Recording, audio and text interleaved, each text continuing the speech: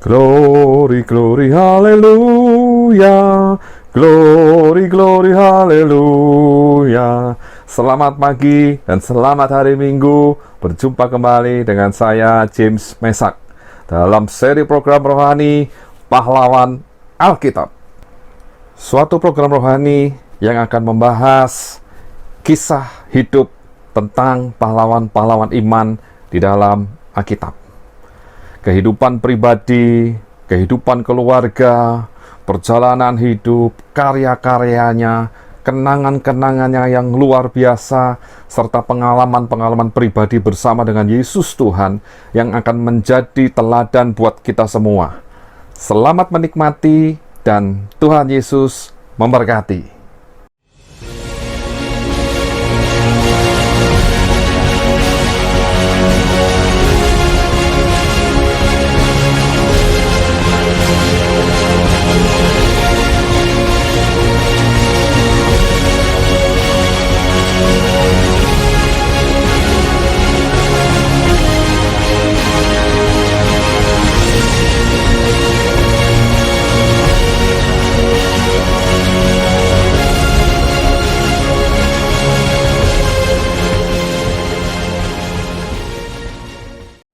Shalom, Bapak Ibu yang dikasihi Tuhan. Hari ini kita masuk dalam seri yang pertama, Pahlawan Alkitab, yaitu Musa.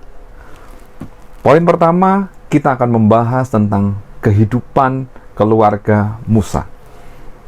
Musa berasal dari bangsa Israel, khususnya adalah dari suku Lewi. Dan tempat kelahiran Musa adalah di Mesir. Musa lahir sekitar tahun 1690 sebelum Masehi. Arti nama Musa adalah orang yang diambil dari air. Hal ini sesuai dengan bagaimana putri Firaun mengangkat Musa dari sungai Nil. Terdapat dalam Keluaran 2 ayat 10. Ayah Musa adalah Amran bin Kehat bin Lewi, anak Yakub bin Ishak. Jadi jelas Musa adalah keturunan dari Ishak. Terdapat dalam Keluaran 6 ayat 20. Ibu Musa adalah Yokebed. Lalu kakak laki-laki Musa adalah Harun. Dan kakak perempuan Musa adalah Miriam. Terdapat di dalam Keluaran 26 ayat 59. Istri Musa adalah Rehuelah Sipora, anak Rehuel. Terdapat dalam Keluaran 2 ayat 21 sampai 22. Dan mertua Musa adalah Yitro, seorang imam di Midian. Terdapat dalam Keluaran 3 ayat yang pertama. Anak Musa yang pertama adalah Gersom, sebab katanya, aku telah menjadi seorang pendatang di negeri asing. Anak kedua Musa adalah Eliezer, sebab katanya, Allah Bapakku adalah penolongku dan telah menyelamatkan aku dari pedang Firaun. Terdapat di dalam Keluaran 18 ayat 2 sampai 4. Dan Musa berusia sampai dengan 120 tahun. Terdapat dalam Ulangan 34 ayat yang ke-7. Dan Musa meninggal di Gunung Nebo di tanah Moab. Terdapat dalam Ulangan 34 ayat 1 sampai ke-5. Dan nama Musa merupakan tokoh Alkitab dari Perjanjian Lama yang paling banyak disebutkan di Perjanjian Baru. Sekitar 80 kali disebutkan nama Musa.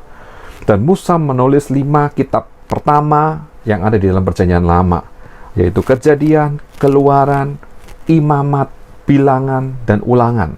Dan 5 kitab ini disebut kitab Pentateuch dalam bahasa Yunani. Kita masuk dalam poin yang kedua, yaitu kita akan membahas tentang peristiwa, kejadian, dan karya-karya Musa selama masa Musa hidup di dalam dunia. Tuhan memanggil Musa, memilih Musa untuk menjadi pemimpin yang akan membawa bangsa Israel keluar dari tanah Mesir, masuk ke tanah Kanaan, tanah perjanjian Allah. Dan Tuhan menampakkan dirinya kepada Musa saat Musa berada di atas Gunung Horeb. Tuhan menyatakan dirinya dalam bentuk semak belukar yang berapi, sementara semak belukar tersebut tidak terbakar sama sekali. Dan disitulah Tuhan menyatakan dirinya, akulah aku, akulah Allah ayahmu, Allah Abraham, Allah Ishak, dan Allah Yakub. Itu terdapat di dalam Keluaran 3 ayat 1-6. Bahkan Tuhan meneguhkan panggilannya kepada Musa, memilih Musa untuk menjadi orang yang diutus oleh Tuhan dengan 3 tanda ajaib. Yang pertama, tongkat Musa menjadi ular di dalam Keluaran 4 ayat 1-4. Yang kedua, tangan Musa dimasukkan ke dalam baju menjadi putih seperti salju karena kena kusta. Tangan tersebut dimasukkan kembali ke dalam baju, dikeluarkan, dan tangan itu pulih kembali seperti semula. Lalu yang ketiga, air dari sungai Nil yang diambil dan dicurahkan ke tanah yang kering, air tersebut menjadi darah. Terdapat dalam Keluaran 4 ayat yang ke-9. Saat Musa dipanggil oleh Tuhan, Musa berusia 80 tahun dan Harun berumur 83 tahun. Berarti Musa dan Harun berselisih usia 3 tahun. Itu terdapat di dalam Keluaran 7 ayat yang ke-7. Dan Tuhan melakukan cara yang luar biasa yang ditunjukkan kepada bangsa Mesir dan ditunjukkan kepada kita semua, satu kisah yang menyatakan, menunjukkan bahwa betapa dahsyat Allah itu, sehingga bangsa Israel bisa keluar dari tanah Mesir. Dan cerita ini kita tahu adalah kisah tentang 10 tulah yang terjadi di Mesir. Tulah yang pertama adalah air menjadi darah. Yang kedua adalah katak di mana-mana. Yang ketiga, nyamuk menyerang di mana-mana. Yang keempat, lalat pikat melanda seluruh Mesir. Yang kelima, penyakit sampar pada ternak, khususnya semua ternak bangsa Mesir. Lalu yang keenam, terjadi barah, satu gelembung pada kulit manusia dan hewan yang tidak bisa disembuhkan. Yang ketujuh, hujan es bercampur dengan api. Ini terjadi di tanah Mesir. Yang kedelapan, belalang melanda, menghabiskan seluruh tanaman di Mesir. Yang kesembilan, terjadi gelap gulita 3 hari 3 malam di tanah Mesir. Dan yang ke-10, anak sulung orang-orang Mesir dibunuh oleh tangan Tuhan. Kuasa Tuhan luar biasa, sehingga bangsa Israel diizinkan oleh Firaun untuk keluar dari tanah Mesir. Ke-10 tulah tersebut ada di dalam Keluaran pasal yang ke-7 sampai dengan pasal yang ke-11. Lalu bangsa Israel yang keluar dari tanah Mesir berjumlah berapa? Kira-kira 600.000 orang laki-laki yang berjalan kaki, tidak termasuk anak-anak. Itu terdapat dalam Keluaran 12 ayat 37. Dan hebatnya, luar biasanya, Tuhan berjalan di depan bangsa Israel. Pada siang hari, Allah memberikan tiang awan supaya bangsa Israel tidak terkena terik matahari langsung. Mereka bisa berjalan dalam cuaca dan suasana yang teduh. Dan bahkan malam hari Allah menyediakan tiang api untuk menerangi jalan bangsa Israel, sehingga bangsa Israel ini bisa berjalan siang dan malam. Terdapat dalam Keluaran 13 ayat 21. Dan bangsa Israel mengalami satu kejadian yang luar biasa, yang kita juga ingat sampai dengan hari ini. Bagaimana Allah menyuruh Musa untuk mengulurkan tangannya di atas laut, dan semalam-malaman Tuhan membelah laut itu menjadi 2, sehingga bangsa Israel bisa berjalan di tengah-tengah tembok air kanan kiri. Laut itu adalah Laut Teberau, dikisahkan di dalam Keluaran 14 ayat 21. Setelah bangsa Israel melalui dasar laut yang kering sampai di ujung, sementara pasukan Mesir itu mulai mengejar dengan sekuat tenaga, tapi tangan Musa yang diturunkan membuat air itu menutup pasukan Mesir, dengan seluruh kereta, kuda, dan perlengkapan perangnya, sehingga mereka tenggelam. Dan ini menjadi satu bukti sejarah bahwa hal ini pernah terjadi. Dan Bapak Ibu Saudara, bukan hanya itu saja. Kita mengenal dalam perjalanan bangsa Israel bahwa pada waktu pagi Tuhan Yesus menyediakan mana, roti dari surga setiap hari dan selalu baru setiap hari, dan roti segar. Bukan itu saja, sore hari bangsa Israel diberi makan daging berupa burung puyuh dari Tuhan, dan bangsa Israel makan dengan kenyang pagi dan petang hari. Disitulah Tuhan menunjukkan kuasanya.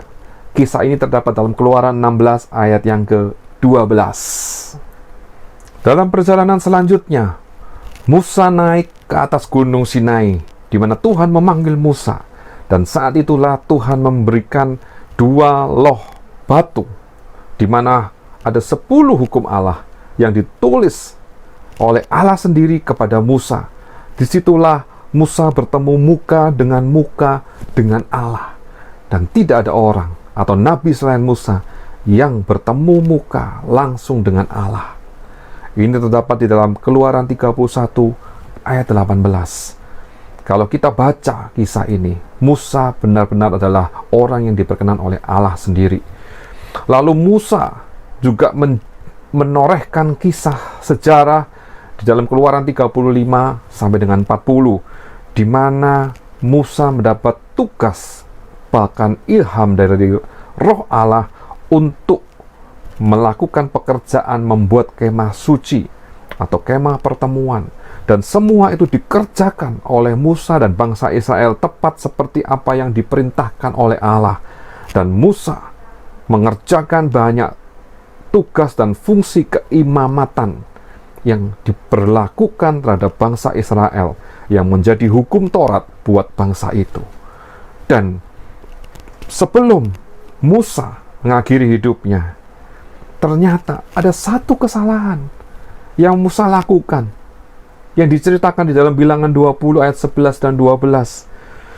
Karena Musa marah, maka Musa memukul bukit batu itu dengan tongkatnya 2 kali, supaya air itu keluar. Dan itulah kesalahan Musa.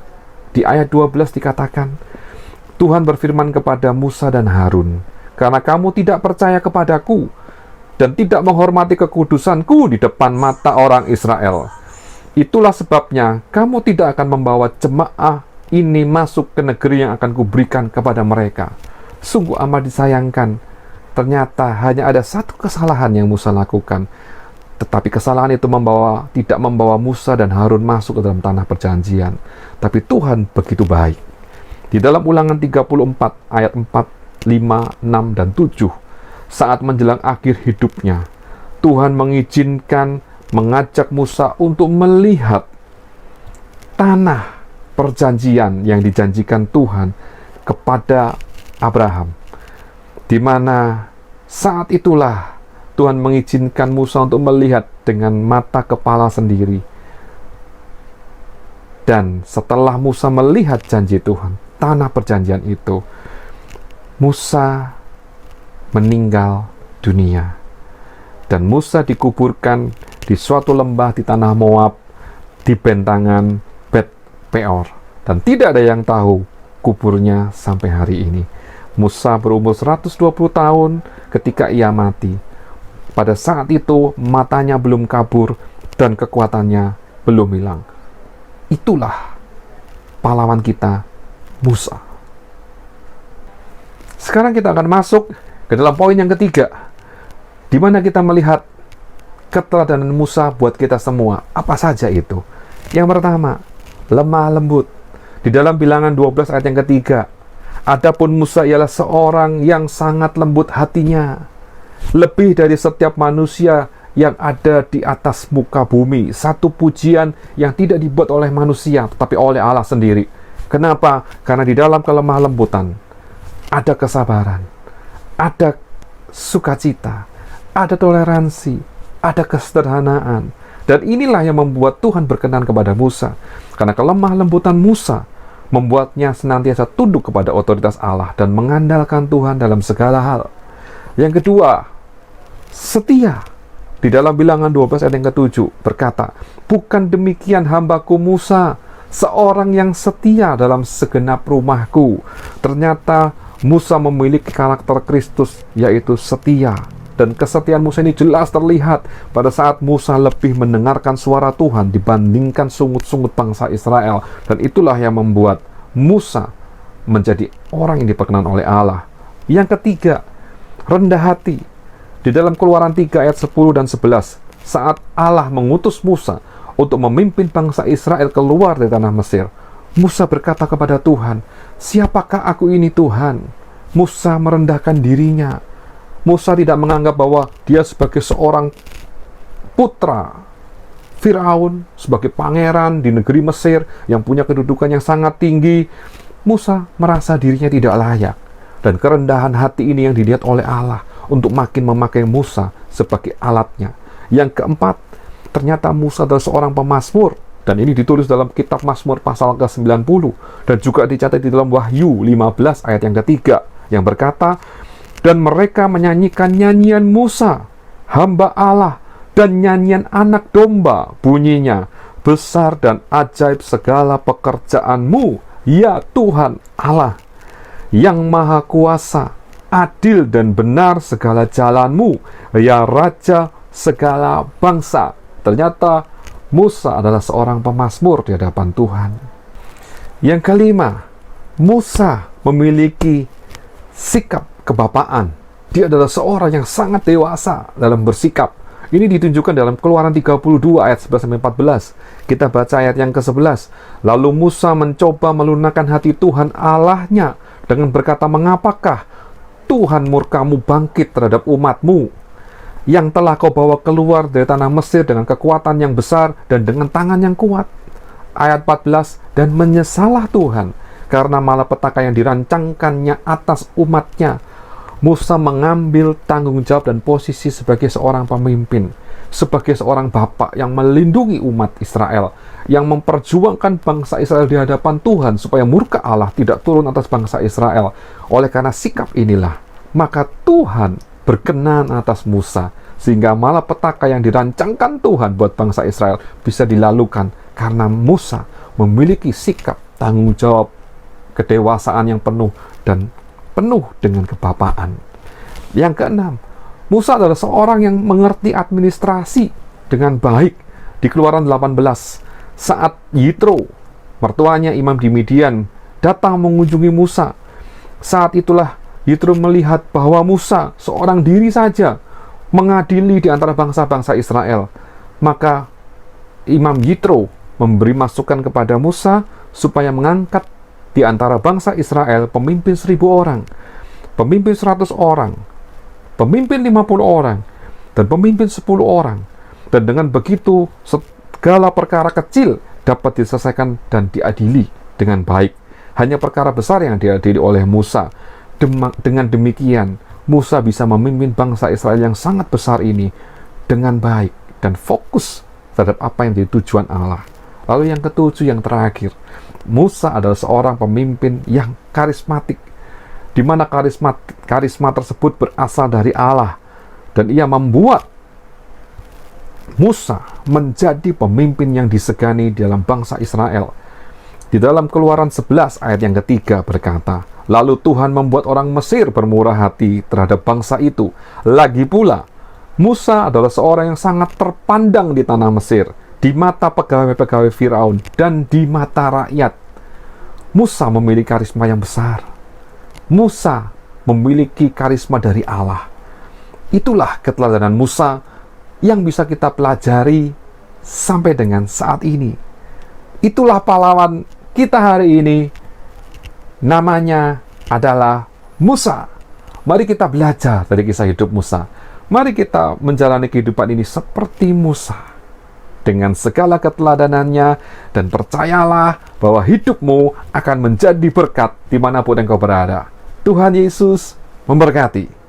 Amin.